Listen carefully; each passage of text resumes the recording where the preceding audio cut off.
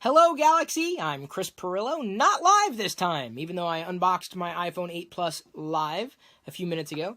I did not boot it up for the first time in that video because I wanted to record my first impressions here with you now, not so live. I also took time to live stream the Apple TV 4K live for everybody. So you got two videos live for me yesterday. It was a lot of fun to interact with everybody. We'll have to do a lot of that more often. What do you think? Should I get back into doing live videos again? I think I may find another studio to do it within, though, if I decide to go that route. Let's go ahead and boot this up for the first time. Power button. Did I not hold on to it long enough? I did. Okay, just took a second or so to boot up. There's the classic logo. Looks pretty clean. Screen looks normal, right? You know, you obviously have a screen that isn't going to blend in with the chin or the forehead. Hola! Speaking Spanish again. Let's see here. Allo. Let's see here. I don't know what it says there at the bottom. Let's go ahead and swipe. Okay. Swipe over. No. Can I press the button? Press the button. Okay. English. US. Quick start. If you have an iPhone or iPad running iOS 11, bring it nearby to sign in automatically. If you want, you can also set up this iPhone manually. That's pretty cool. I really like that. Let's see here. So I'm going to hold it next to the other phone.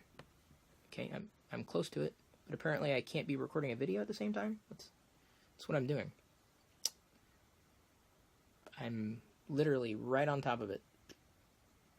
Nope, I guess it doesn't want to work, or maybe I'm doing it wrong. Or it could be that I'm recording a video with the other phone, set up manually. This is the third time I've tapped, fourth, set up manually, the fifth time I tapped. Okay. I'm going to activate it here, theoretically. It says it may take a few minutes. It does warn me that it may take a few minutes to set up the phone. Sorry, I didn't realize that would be knocking into the desk there. Could not activate.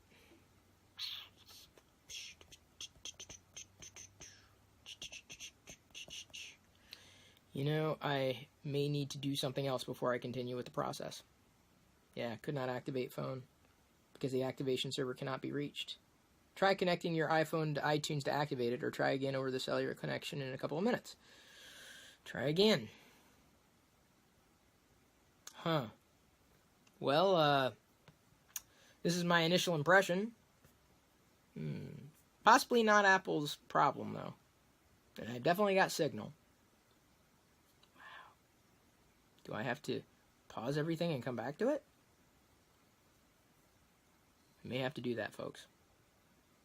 So if I do, expect a jump here in the video.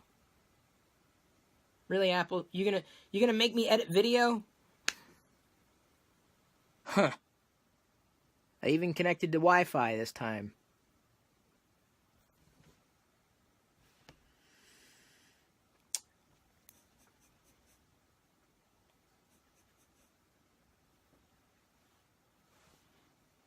Isn't that what they do in the movies? They hold their phone up to try to get signal? Is that what I'm doing? I feel like I'm out in the woods here. Kind of am in Seattle, in the woods. Apple could fix this in software, but that's none of my business.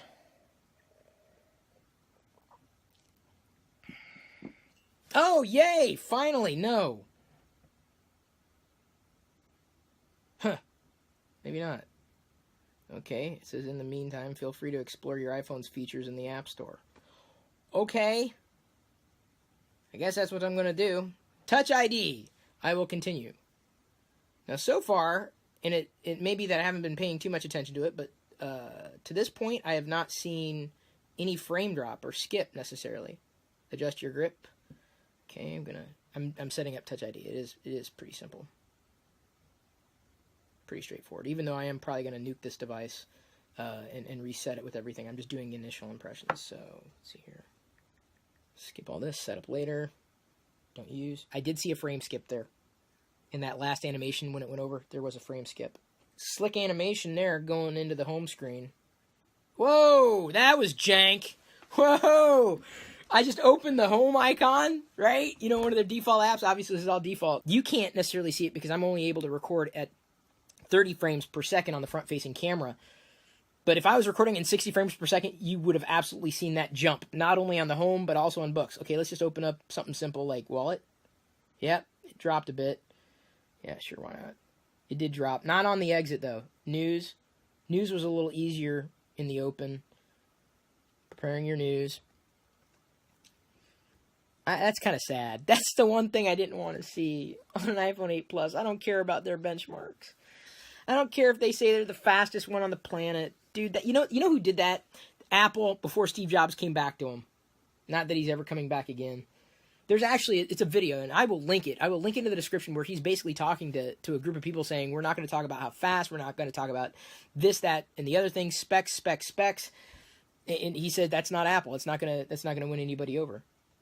Okay, scrolling is smoother on the second scroll slightly. That's something that one would argue could be fixed in software, but if it was fixable in software, they would have fixed it.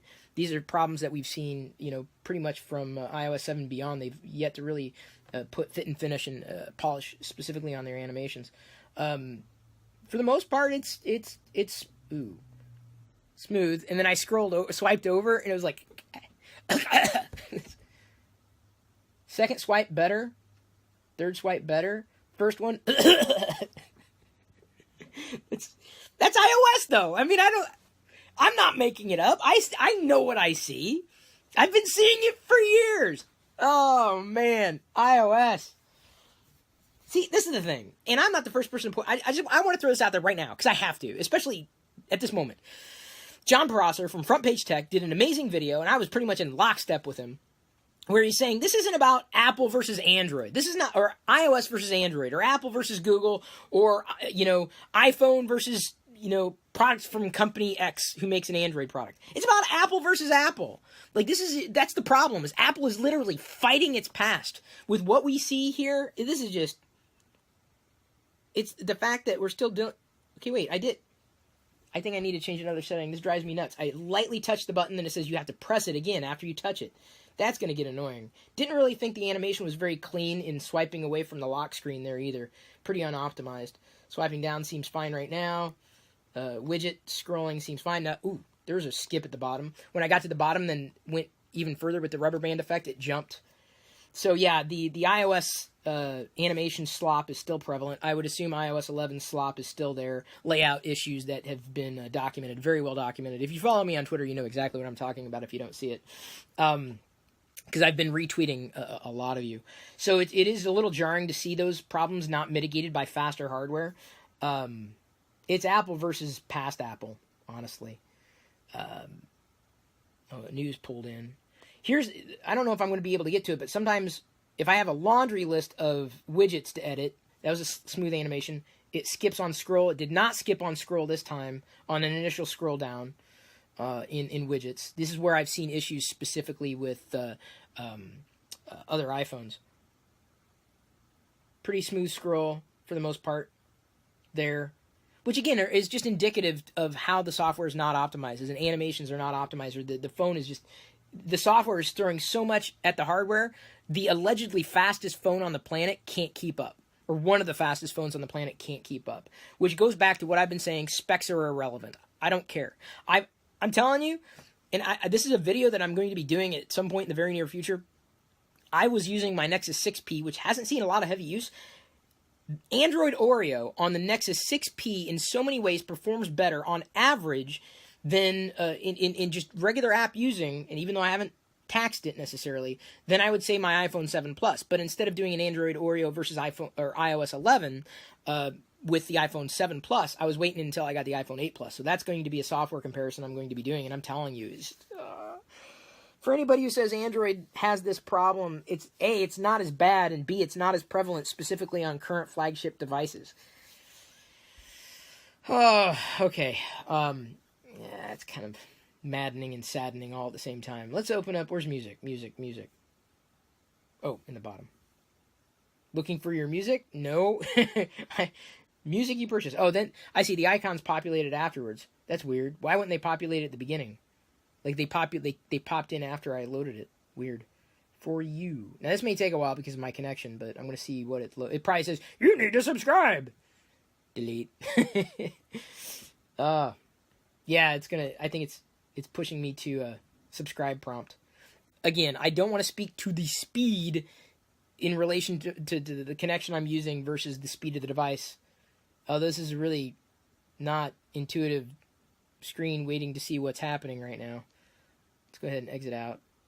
Ooh, that was an awkward fade. That was definitely not a clean 60 frame per second animation in pulling up the menu. Second time I pulled up the task screen menu, it was a lot smoother. So it was dropping, it was basically skipping jank. iOS, I'm telling you, iOS has got jank. iOS has more jank than Android. I'm here to say it. I'm talking specifically about flagship devices today. I don't want to hear about Android devices being slower because they're not. Their software is optimized. In fact, I will go as far as to say this about iOS and Android. Given my initial experience, my initial impressions with iOS 11, specifically on the iPhone 8 Plus, fresh out of the box first boot, I believe that Android makes new versions of Android make older Android phones seemingly better and more responsive versus newer versions of iOS which actually do more to harm older devices. iOS 11 on Diana's iPhone 6S has actually introduced speed issues that I'd never seen before on that device. Like problems, like outright just performance. Like the apps actually pause. They launch and then they pause before you can use them for like 1 or 2 seconds on an ample device. So, I understand the way Android's been done. Updates don't always get to push to flagship devices. All the more reason why I'm fascinated to see what's happening was fascinated with the Nexus, now fascinated with the Pixel. But even newer Android devices don't have these same problems as iOS does. It's a myth that Android performs less. Now, in terms of software updates, I can't argue with the OEMs in potentially the other relationships in the industry. But the Pixel always gets it. Like the Pixel always gets updates, just like the Nexus always got updates. Moreover, with Project Treble coming down the pike, a lot of those issues that you may have had as iOS user going to Android, don't make performance one of them, because that's not it. Updates is going to be a thing of the past if the industry adopts Project Treble with Android Oreo moving forward. Wow, that's kind of sad that I saw the kind of a hickey-jicky, herky-jerky. The animation just doesn't seem fluid. Animations and swiping, even after it's cached, it's fluid-ish, but it just doesn't seem to be. On ProMotion, this is a lot cleaner. On iOS specifically, I can't compare it to any other platform. I can only compare apples to apples. I can only effectively compare it that way. And I know that's difficult when I say that Android's this and Android's that, but I think it's just something that I keep hearing as an excuse over and over again, and it's wrong. People are absolutely incorrect. I think iOS shows its lack of software quality control with every passing revision, making older iPhones and iOS devices like iPads work less and less as cleanly as they did early on. It has nothing to do with anything apart from software. And I don't want to hear Apple can't keep up with scale. They got the money to hire the right people. Can they and will they? That's the question. I believe Apple's going to be Apple's worst enemy with this. Its hubris is going to get in the way. This is the stuff I'm tired of, man. This is the stuff that's not mitigated in iOS. If you thought the iPhone 8 was going to be any better than the 7 for performance, no. iOS has still got a long way to go. And here's the problem. You've got to live with this version of iOS for the next year. You do. You'll get incremental updates. Things may improve over this cycle of iOS, but then you're going to start all over again with problems with iOS 12. They don't need to change anything because people keep thinking the value of the iPhone here is not connected with the value of the iPhone here. It's the software that matters. It's the software. Software. Not the hardware. It's the software that's valuable. So my initial impressions of the software are same old, same old. That's not an accolade. Pretty clean. Oh, you got some flare. See, anybody who's complaining about flare on other phones, they don't know that a lot of phones suffer from it. It's just how it works. But there's definitely flare. From the light up there, I'm getting flare straight on. And all you need to do is just, basically put your hand over it somehow. Someone needs to come up with like an iPhone shade or something. Because that'll mitigate it. Now, see, if you can see the difference. Can you see the difference there? That's all you got to do to mitigate it, even though my hand's kind of in the way. That's how I've mitigated it before. That's not an iPhone problem. I'm just saying that if you see someone, there's flare in this device, it's right there. It happens everywhere. But I like the fact that I'm in low light and it seems to be smoother here instead of choppy as I'm panning around, not using the video mode, just the photo mode, which is where it would normally be choppy. Just as smooth with video. Assumedly, yeah, definitely just as slow-mo, or just as smooth in slow-mo. Portrait, yeah, portrait camera. I can't do the front-facing camera because I haven't bought into the whole idea that the only way to bring you cutting-edge technology was to make this fugly inclusion. Speaking of, let's see if I can pull this up on this. I can't remember if I was on this computer or another one. I'm talking about my iPad, which, yes, is absolutely a computer. Someone tweeted me a picture of usable space. There we go. Thank you. Opaque. I'm going to go ahead and pull up your tweet here because it's relevant. Thank you, A, for tweeting and following. But Opaque, or at iPhoneist11, says, Chris Perillo, what's the point of going all screen? He links off to WebKit, which is Apple's effectively a web development project, open source, as it was in the very beginning before Apple picked it up. This is the safe area for web pages now. So you're talking about the iPhone 10. I realize I'm doing an iPhone 8 Plus first impressions, but if you're talking about the screen being one of the bigger values of the iPhone 10, this is perfect timing. Look at that. That's the safe area. So that screen can't effectively be used by web pages. That's what Apple's saying, for it to be optimized for the iPhone 10. So if you're cutting out the value of using that screen real estate just to have the screen real estate there, partially used, what, are you not going to browse the web anymore on your phone?